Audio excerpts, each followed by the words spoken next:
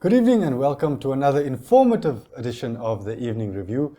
My name is Ogito Craig, and tonight in studio with me we have Mr. Johannes Shipepe. He's the Senior Manager for Local Content at Hyphen Hydrogen Energy. Mr. Shipepe, welcome, sir.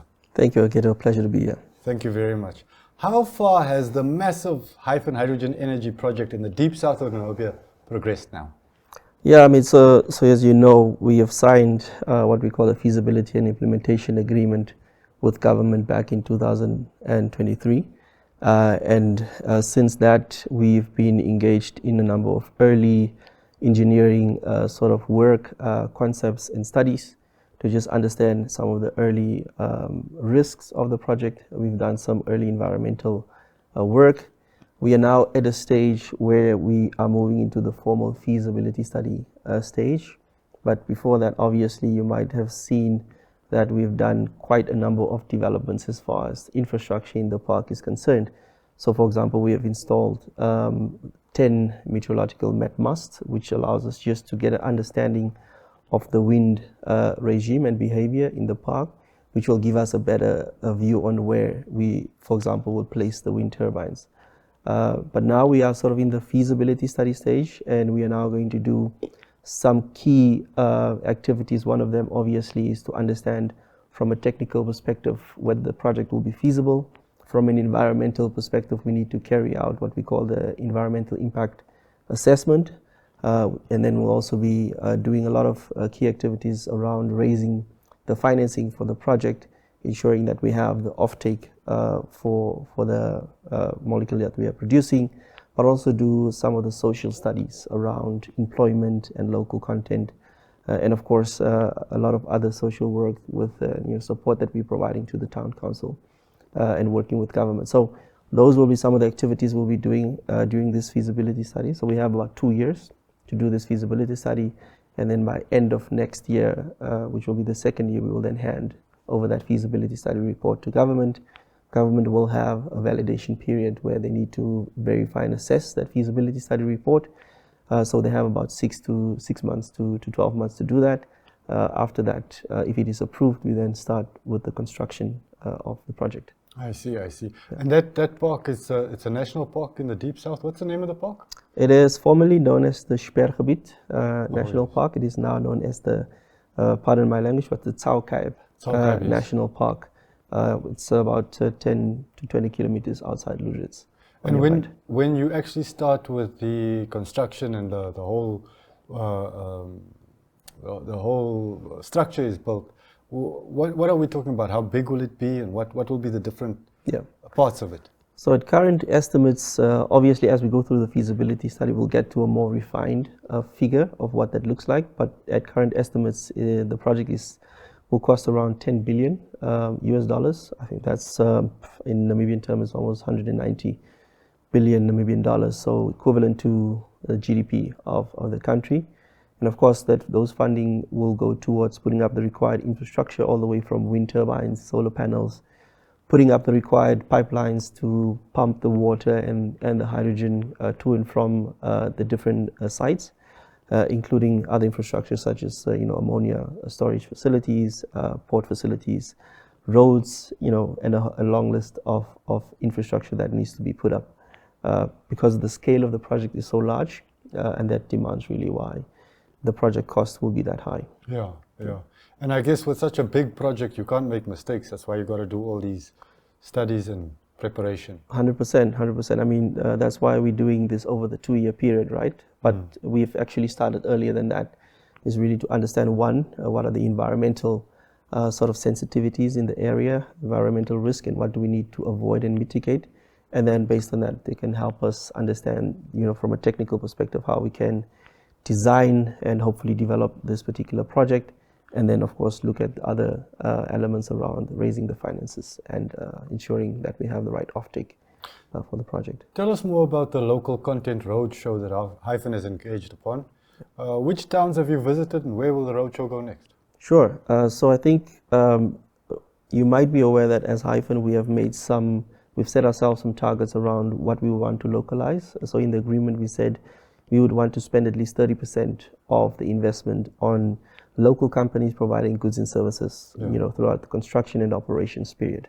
Now, for us to assess how plausible that is, we undertook a number of studies to help us understand, one, where do we see the value chain or supply chain opportunities, and then where are the opportunities for local companies to provide some of those goods and services. So now that we've done sort of that baseline assessment, we were now at a stage where we wanted to engage different industries and businesses in particular around where we see the opportunities are and how we potentially foresee them being onboarded into the process. So we decided to collaborate with NIPDB and NCCI to do what we call the local content engagements. We've visited so far Swakopmund, Oshakati, Lutherets. Last week we were in Zambezi region just to engage a few businesses. And now we're planning to go to a few more other towns, including the Kavango West, Kavango East, Omaheke, and then we'll have a few more engagements in Komas.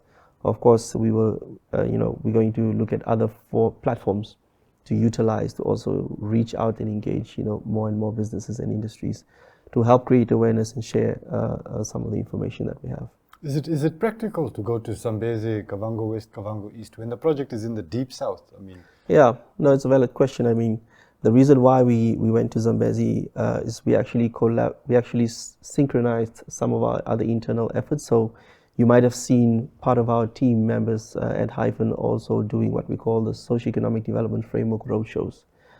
So the team was on their way to Zambezi, and we felt that because we are creating awareness and sharing information, we might as well just engage stakeholders in the Zambezi region as well to share some of the information for the project. Although the project is in Lutherets, we believe that Namibia is a unitary state, yes. And businesses and individuals will be coming from different parts of the country to come and take up opportunities within the project. So it is important for us as well to make sure that we engage other regions and other towns as well. Talking about those opportunities, can you share with us some of the initial results from the baseline study investigating potential local content opportunities for Namibian businesses? Yeah, I think the crux or the principle of doing the study was really to understand where does Namibia have the capacity and capability to undertake some of the goods and services that we foresee for the project. And there are some obvious ones. Construction industry is one of the most easy or low-hanging opportunities because Namibia has developed over time a lot of civil construction capability. We see a lot of potential local companies participating in that space, especially when you talk about building roads and building required infrastructure within the project. Other opportunities where we see some local content being optimized is in transport and logistics, because we will be moving quite a huge number of not only containers but also abnormal traffic. We will be requiring a lot of container trucks, abnormal trucks to help us move some of the equipment and technology from the port to the site. And then of course there are the opportunities around the solar industry, because we are putting up a lot of solar panels for the project. We believe that there's an opportunity for local solar PV installers to take up some of the opportunities that present themselves in the project. Other opportunities include, heavy plant equipment and machinery. For example, we will be putting up long kilometers of road. So we need, excavators, bulldozers, loaders, and the likes to be available for us to be able to put up some of the roads and, other infrastructure for the project. And then you get, other more low-hanging opportunities, simple things such as security companies that we will need to help secure the site and make sure that the equipment is safe. Because we are planning to employ about 15,000 people, those people will need to eat and they will need certain services. So catering services and all of those associated services are key areas where we see local companies participating. And then a few others, including cement manufacturing and concrete, are some of those other opportunities. Of course, it's a long list of opportunities. We've identified almost close to 40 different supply chains that we think Namibian companies can participate. And the idea now with these engagements is for us to share some of that and what we see some of the challenges and opportunities for local companies are. That's excellent. That's excellent. But tell me, how will you ensure that the lion's share of the local content opportunities are not gobbled up by the well-connected usual beneficiaries? And also, In the same vein, recently we've heard that even road construction has been, big projects have been given to foreign companies. So how will you ensure that Namibians get those contracts, and not just the usual Namibians, but other people who are eager to participate? Yeah. So I think, Hyphen, we were deliberate enough to ensure that, that 30% target is a target for goods and services to be supplied by Namibian companies, right? So already, with that target, we want to make sure that Namibians and Namibian institutions get an opportunity to taking up some of these services. And of course, how do we ensure that there's, I would say your question drives to the issue of transparency and governance, Yes. Within the procurement of suppliers. So we need to make sure that obviously that we have transparent, open and competitive processes and systems in place to make sure that we get the right companies who have the capacity and capability to deliver the services, and it is not based on other unusual metrics or requirements. So as Hyphen, we want to make sure that we bring on board companies that have the required capacity and capability, and then of course we need to make sure that we have procurement processes in place that are transparent, but also have a governance process that makes sure that we get the right people on board, and that the process of getting these people or institutions on board meets the international best practices in terms of transparency. Excellent, excellent. We'll stop there for a moment just because we're going to go for a quick ad break, but stay with us. There's much more to unpack in this. Thank you very much.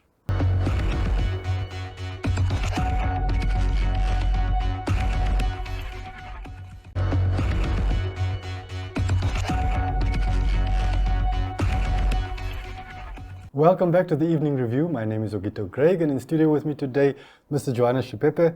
He is with Hyphen Hydrogen Energy. He's the Senior Manager for Local Content.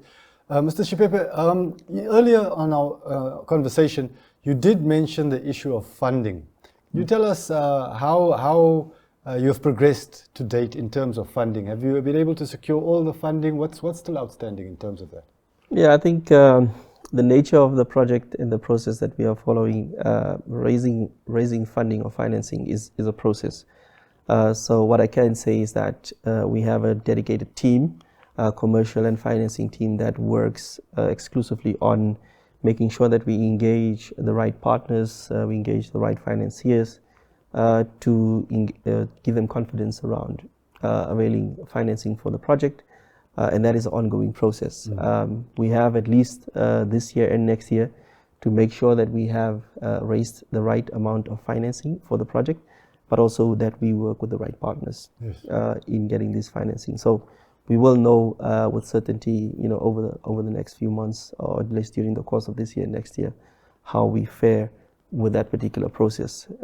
As you might know, it also depends on how the environmental and the technical design of the project looks like, which will inform how much it will cost, and of course who we then speak to and how much we raise from the various partners. So that is an ongoing process. Okay. There's been some conversation about it before, but maybe you could give us some clarity. What contribution will the government be making towards funding, and what share of the project will the government have at the end of the day? Yes, no, that's a great question. I think government is a shareholder in the project and in the company. As part of obviously that procurement process that was undertook back in 2021, government had asked all the bidders, what would be the equity portion that we could avail. Hyphen proposed to 24%. So government is a 24% shareholder in Hyphen, and government's contribution is twofold. So in the process that we are currently in, which is the development phase, or let me say the feasibility study phase, there's costs and monies involved in making sure that you undertake the required studies, pay the salaries and operational costs. So government will give its 24% contribution in this development phase. And then let's assume the project then cost $10 billion US to construct. Government will then provide its 24% equivalent of that construction cost. So for this current development phase, government has already provided its funding, as you might know, through various platforms that government managed to raise that funding from the Dutch government through grant funding that was availed to them. So government has provided their contribution, and then from the construction process or construction phase, we will then engage government as well to understand where and how the funding will be derived. But the cost of the land and the things that are Namibian that are going to be used in this project, are they included in the calculations, or how does that work? So the cost of the land, so we're not buying the land because it is state land, it's owned by government. We are leasing the land from government. Okay. And part of the arrangement with government is that we will be paying a lease fee to government. So in the current phase where we are in the feasibility phase, we are paying about 6 million euros, that is about 120 million Namibian dollars per annum, increasing at 2%. And then that increases in the construction phase. So it will increase to about 10 million euros, which is about 200 million Namibian dollars for the 4-year period, increasing at 2%. And then for the operations period, that increases to 12 million euros, which is about 250 million Namibian dollars per annum, also increasing at 2%. So that will be sort of our contribution just for utilizing the land. And of course, there are other levies and taxes that we'll be paying towards government. But that is not included in the 24%. The 24% is exclusively on the equity portion of government. Yeah. Excellent, excellent. Now, recently, Hyphen signed a memorandum of understanding for skills development with the Karas region. Yeah. What has happened in that regard since the signing? So the signing allowed us to formally engage the Karas and the Hardap Regional Council. So we are now in the process of setting up the various institutional structures, working committees to help move along the process. But essentially the MOU allows us to support these two regional councils in understanding what are some of the opportunities that we can explore as far as skills development and capacity building in, I would say, the renewable energy, green hydrogen space. We will have an opportunity to understand what are sort of the educational and training facilities that are in those two regions, the state and capacity, and how we can then start to support and work together with the regional councils to ensure that these facilities are supported with the right tools, infrastructure, and soft infrastructure to help with the training and capacity building around renewable energy and green hydrogen. Okay, just before we move on from that question, you know, there's a new governor, I think, in the Hardap region. Yeah. And also we are fast approaching local and regional elections. So the chances are there'll be new councillors. How do you think those changes will impact on your relationships, or how do you intend to mitigate those changes? I mean, change in government and government structures, I mean, it's part of our democracy, right? Yes. We have done a lot of work with engaging various stakeholders in the public space, both at the local authority, up until regional and central government level. If there is a change in political structures in those regional authorities, I mean, we would be required to re-engage these key stakeholders to make sure that, of course, they are on board, not on board, but on par with what we are doing. And of course, we give them an idea of what are some of the key activities that we are planning and help bring them along the process. So it is nothing new to us. I think this is part of the process and part of our engagement strategy. So we will be continuously engaging some of the existing stakeholders, and then if they do change, we will then re-engage some of the new occupants of those positions. Very good. Coming back to the subject of that MOU, it was about skills. How will you determine which skills are available in Namibia and which skills need to be developed locally? Sure. So simultaneously what we did on the local content side, we did a similar baseline exercise on the employment and skills development work stream as well. So what we have done over the past year, I would say, we've done what we call a workforce competency and planning model. That is essentially helping us understand for all of the different infrastructure buckets or components, from the wind turbines to the solar panels to the roads to the pipelines, understanding the profile of job occupations, right? So how many engineers do we need, for example, for a wind turbine, for a solar panel, how many electricians, artisans, plumbers, all the way to sort of laborers. So we needed to understand that profile for the entire project. We now know what exactly more or less the demand would be for the project. We are now going through an exercise where we will launch what we call a national skills audit. Okay. And one of the first things we'll be doing is a skills census. So we'll be launching that in the next few days, or at least over the next couple of weeks, where we will float out a questionnaire asking Namibians whether employed, unemployment. We'll be engaging with institutions of higher learning, TVETs, to understand, now that we know how many people we need, occupation experience, we now want to understand whether we have them available in the market. So we would want individuals to log into that survey and then provide us with details around their qualification, their experience, their competency. And this will then help us understand whether we actually have the supply to meet the demand that we have for the project. And that will then determine what kind of skills development initiatives we need to look at to help support, train, and build the capacity of individuals and Namibians who might have an opportunity to participate in the project. And that exercise will be mostly online, or do you intend to go door to door like the national census, or how do you want to tackle it? Now, so the skills survey is obviously an online survey, but of course creating awareness around the survey and increasing the participation will be a mixture of various platforms. So we'll try and circulate it online as far as possible. We will be engaging a few stakeholders, in government, in private sector, across various regions, and of course engaging individuals in different towns, just to make sure that we create as much awareness, and hopefully we try and increase the participation in this process. Mr. Shipepe, we don't have much more time, but I'd like to ask you, what are the plans for the Hyphen project for the rest of 2025? I think what is key for us now is obviously undertaking some of the key activities in the feasibility study. We've already started with many of the activities, especially on the technical side. We started the procurement process for the EPC contractors. We are now going to start with the full-scale environmental impact assessment and focus a lot of our energy on that. And then, of course, other team members will work on sort of the more commercial side of the project, ensuring that we secure offtake and, of course, engaging with the financiers. So it will be a continuous process that will be undertaking on some of those activities. Excellent, excellent. And there you have it, ladies and gentlemen, a little bit more insight on this massive project that is a national project that we've engaged upon as Namibians. Please inform yourself so you can empower yourself to take advantage of opportunities, not only those highlighted by Mr. Shipepe and by Hyphen, but also the ones you spot for yourself. And with that, thank you very much for joining us on Evening Review. See you again next time. Good night.